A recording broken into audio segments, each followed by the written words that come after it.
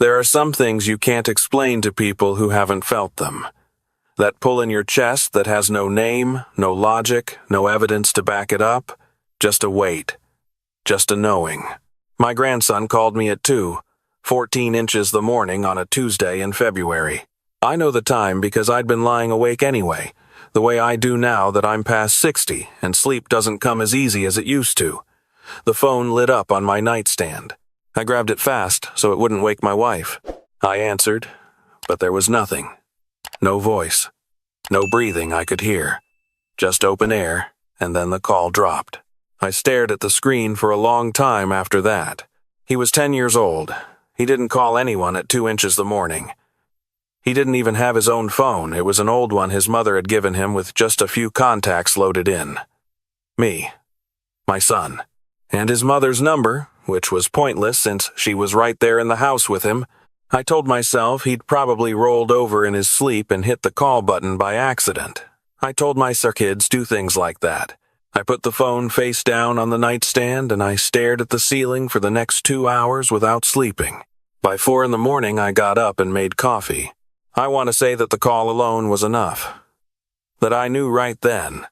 But the truth is, I spent most of that day talking myself out of it. My son had a custody arrangement with his ex-wife. The kids stayed with her Monday through Friday during the school year. It had been that way since the divorce 3 years ago, and I had never been comfortable with it. Not because I thought she was dangerous, I want to be clear about that. I thought she was careless. I thought she was distracted. I thought her new boyfriend was the kind of man who walked into a room and made the air in it feel smaller. But I had no proof of anything. I was just a grandfather with a bad feeling and a 2 a.m. phone call that was probably nothing. I called my grandson back that morning before school. His mother answered. She said he was eating breakfast and couldn't talk. I asked if everything was okay. She said everything was fine, and her voice had that particular flatness it got when she was done with a conversation. I said okay. I said tell him his grandfather called. She said she would. My son lived 40 minutes from me. He'd been trying for a year to get the custody arrangement modified. His lawyer kept telling him there wasn't enough. The courts needed documentation, incidents on record, a pattern. You can't walk into a courtroom with a bad feeling about a man and expect a judge to change custody. I knew that. My son knew that. We'd had that conversation more times than I could count, and every time it ended the same way with both of us sitting in silence, out of options. That Wednesday, I drove past the house on the way home from the hardware store. I wasn't planning to stop. I told myself I was just passing through that part of town, which was technically true if you took the long way. The house sat back from the road a little, with a detached garage to the left and a wooden storage shed in the back left corner of the yard. It was a cold afternoon. The sky was the color of old dishwater. The lights were on inside. I could see the blue flicker of a television through the front window. I could see a truck in the driveway that I recognized as the boyfriend's. I didn't stop. I drove home. That night I tried to reach my grandson again, straight to voicemail. I tried my granddaughter's number, she was 7, and her mother had recently started letting her use a little prepaid flip phone for emergencies. It rang 11 times, and nobody picked up. I told my wife about the 2 a.m. call. I told her about driving past the house. She sat across from me at the kitchen table and she looked at me the way she has for 41 years. That look that means she already knows what I'm going to do before I say it. And she said, "Go check on them." I called my son first. He was at work. He said his ex-wife had texted him that afternoon to say the kids were fine, but they were busy and not to expect calls for a few days. He said she did that sometimes when she was annoyed with him, used the kids as a way to create distance. He said it was probably nothing. I said, probably. He said, but go anyway. I left the house at 7 the next morning. My wife handed me a thermos of coffee and didn't say anything, and I loved her for that. It was Thursday. The kids would be in school, which meant I wouldn't be walking into something confrontational. I just wanted to see them. See their faces. Make sure they looked right. I'd done it before, shown up at school drop-off on some excuse, given my grandson a hug, watched his sister wave at me from the line. That was all I needed. I parked across the street from the elementary school at 7:45 and waited. 8 o'clock. 8:15. The bell rang and kids streamed in and I watched every single face. My grandchildren were not among them. I sat there until 8:30 and then I drove to the house. The boyfriend's truck was gone. The curtains were drawn. I knocked on the front door and waited and knocked again and nothing moved inside. I walked around to the side of the house and looked at the driveway, at the garage, at the shed in the back corner. The shed door was closed. I don't know what made me look at it the way I did. It was a plain wooden shed, maybe 8 feet by 10 feet, the kind you buy in a kit and assemble yourself. Painted brown, probably 10 years old. Nothing about it was unusual. But I stood there in the cold, and I looked at it, and I felt the same thing I'd felt since Tuesday night, that nameless pull. I walked toward it. There was a padlock on the door, a serious one, not the kind you put on something to keep the wind from blowing it open. This was the kind of padlock you buy when you want to make sure something stays closed. I stood in front of that door and I listened. At first I heard nothing. Then I heard him. It wasn't crying. It was quieter than that. It was the sound of someone who had cried so long they were past it, just this thin, exhausted sound, barely above nothing. I put my hand flat on the door. "Hey," I said. "Hey, it's me. It's Grandpa." The sound stopped. Then his voice. "Grandpa?" I cannot describe to you what it did to me to hear my grandson's voice come through that door. I pressed my forehead against the wood, and I breathed for a second because I needed to. "Yeah, buddy," I said. "It's me. Are you okay? Are you hurt?" "I'm cold," he said. "I'm going to get you out. I need you to move away from the door, okay? Move to the back wall." I went to the side of the house and found a concrete block used as a garden border. 2 swings on the padlock and it gave. I pulled the door open. My grandson was sitting against the back wall with a moving blanket wrapped around his shoulders. He was wearing the clothes he'd had on 3 days ago when I'd last seen him at his father's. The same blue hoodie, the same jeans, his sneakers still on his feet. His face was pale and his lips were cracked, and when I got down on my knees in front of him and grabbed his face in my hands, his skin was ice. "Come here," I said. I pulled him to me, and I held him, and I felt him shaking. "How long have you been in here?" I said. "Since Monday," he said into my shoulder. "After school? 3 days." I pulled back and looked at him. "Where's your sister?" He went very still, in a way that 10-year-olds don't go still unless something has made them learn to. "She's inside," he said. "Is she okay?" He didn't answer right away.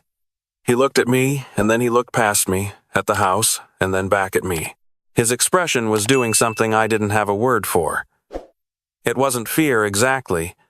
It was the look of someone who has been holding something so heavy for so long that they don't know how to put it down. "I don't know," he said.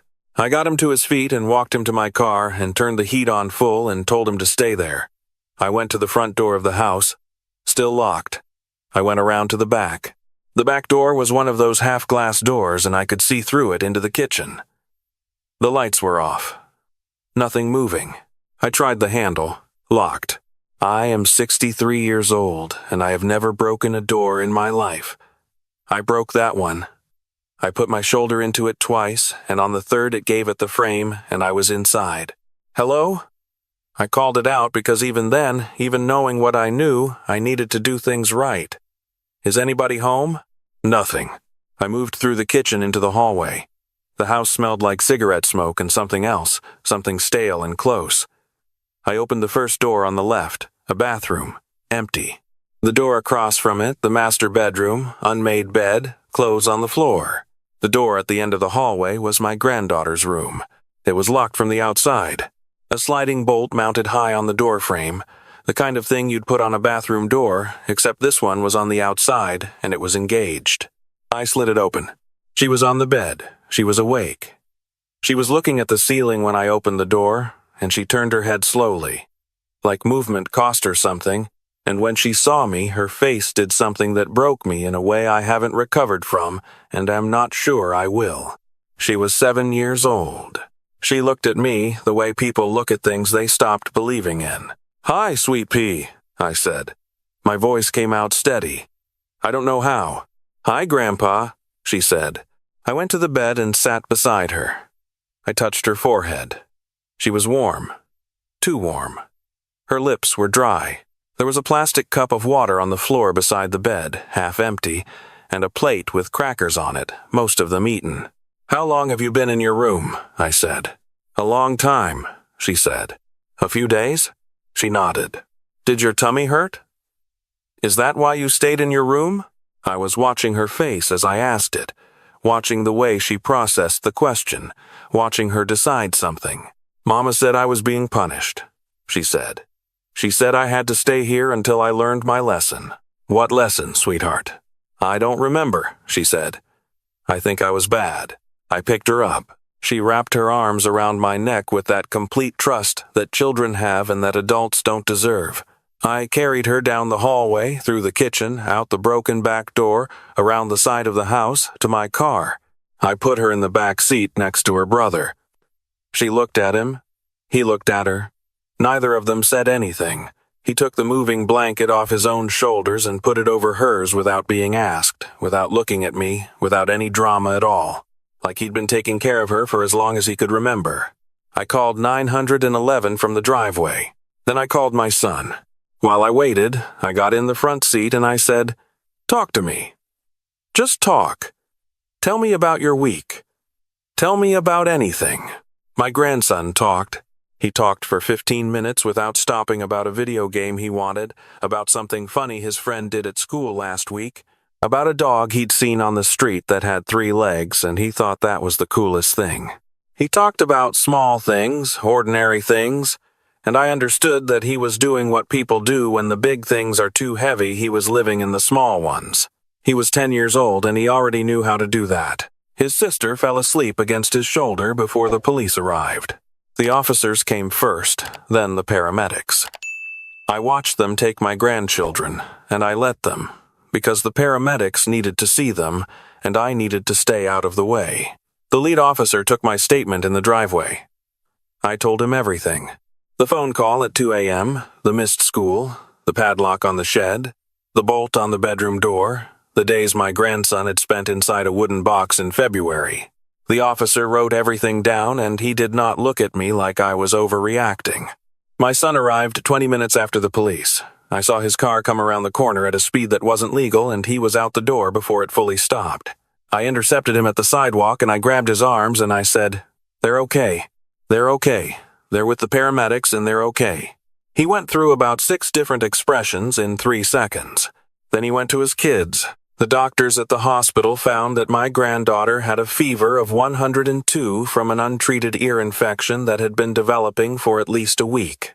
My grandson had mild dehydration and a bruise along his left ribs that he said came from falling, that the doctors noted was inconsistent with a fall. Both children were malnourished in a way that 3 days explained only part of. Child Protective Services opened an investigation that same afternoon. The boyfriend was located at a bar 2 towns over by early evening. My daughter-in-law was found at her sister's house. She told the officers the kids had been sick and she'd been keeping them home. She said the shed situation was a misunderstanding. She said my grandson had locked himself in there as some kind of game and she hadn't known. The padlock was on the outside. They arrested her that night. The boyfriend was arrested the following morning when investigators found, in his search history, documentation that was used to establish a pattern. I will not say more than that. Some things don't need to be written down any more than they already have been. My son got emergency temporary custody within 48 hours. His lawyer, the same one who'd been telling him for a year that there wasn't enough, called him and said, "Now there's enough." The legal process took 8 months. I was there for every hearing. I watched my daughter-in-law sit at a table across a courtroom, and I tried to understand how someone gets from being a young woman with 2 babies to being the person in that chair, and I couldn't. Maybe that's a failure of my imagination. Maybe some things aren't meant to be understood. She was sentenced to 11 years. The boyfriend received 14. Her attorney argued for leniency on her behalf, cited stress, cited the relationship as one of coercion. The judge listened to all of it and then sentenced her to 11 years anyway. It wasn't enough. I know it wasn't enough. My son knows it. He's wasn't enough. He's wasn't enough. My son knows it. But there is a particular exhaustion that comes with fighting. And when the verdict came down, we let ourselves have one evening of something close to relief before the real work started. The real work was the kids. My grandson, in the months after, became very quiet in a way he hadn't been before. He'd always been a talker. That boy could fill a room with sound, always had some story, some question, some running commentary on whatever was happening. That version of him didn't disappear entirely, but it went somewhere, got smaller. Came out only in certain moments, in certain rooms, with certain people. With me, he was still himself. With his dad, he was mostly okay. In new places, with strangers, around loud voices, he went somewhere else. His therapist said this was normal. She said the word normal in a way that meant expected, not okay, not fine, just a predictable response to an abnormal thing. She said he would find his way back. She said it would take time.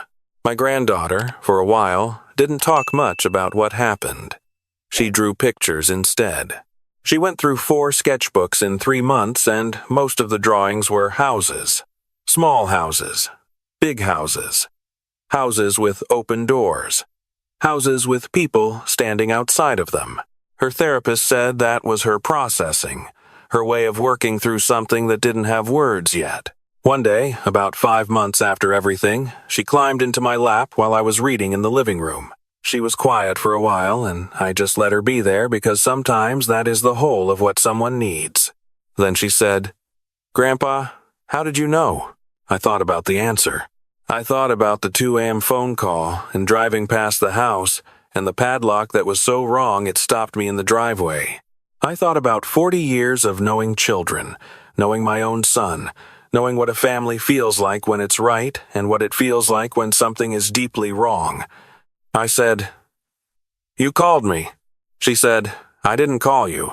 I said, "Not on the phone, sweetheart." She looked at me for a moment. She's 7 years old, well, 8 now, and she has her father's eyes and her grandmother's patience and something in her that is entirely her own. She said, "Oh." Then she went back to looking out the window. There is something I want to say to anyone who is listening to this story and feeling something familiar in it. Something that makes you think of a child in your own life. A phone call you maybe brushed off, a detail that didn't sit right. I am not telling you to assume the worst. I am not telling you to act on nothing. But I am telling you this, that pull in your chest is a message.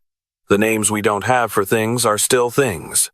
The feeling that something is wrong is data, even when you can't put it into a report, even when a lawyer tells you it isn't enough. Go anyway. My grandson locked himself in that shed for the first night. That's what I learned later. He did it to be away from the boyfriend. He did it because he'd decided that cold and alone was better than what was on the other side. On the second day, the padlock appeared from the outside while he was in there. He was 10 years old, and he understood what that meant, and he sat in the dark, and he waited. He called me because I was the person he called. I used to think, when my son and his ex-wife divorced, that my job was to stay out of it, that I was a grandfather, not a parent, that my role was support, not intervention. I thought the right thing was to respect everyone's space and trust that things would work themselves out. I was wrong about that. I was wrong, and I am glad I finally understood it in time. My son bought a house 6 miles from mine last spring. My grandchildren have a yard now, and a dog, a rescue with 3 legs, because my grandson remembered what he wanted. My granddaughter has a room with yellow walls that she picked herself and a window seat where she sits and draws. Some evenings I drive over for no reason, just to be there, and we sit around the kitchen table, and my grandson talks, and my granddaughter shows me her drawings, and my son and I drink coffee and don't say much, and it is the most ordinary thing in the world. I am not ashamed to tell you that some of those evenings I sit in my car for a minute before I drive home, in the dark, in the quiet, and I feel the weight of what almost wasn't.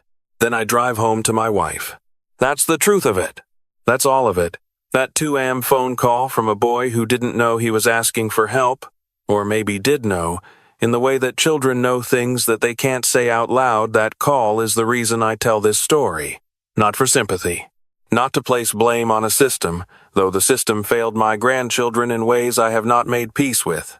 I tell it because somewhere out there is a grandfather, a grandmother, an uncle, a neighbor, a teacher, someone with a bad feeling they don't know what to do with.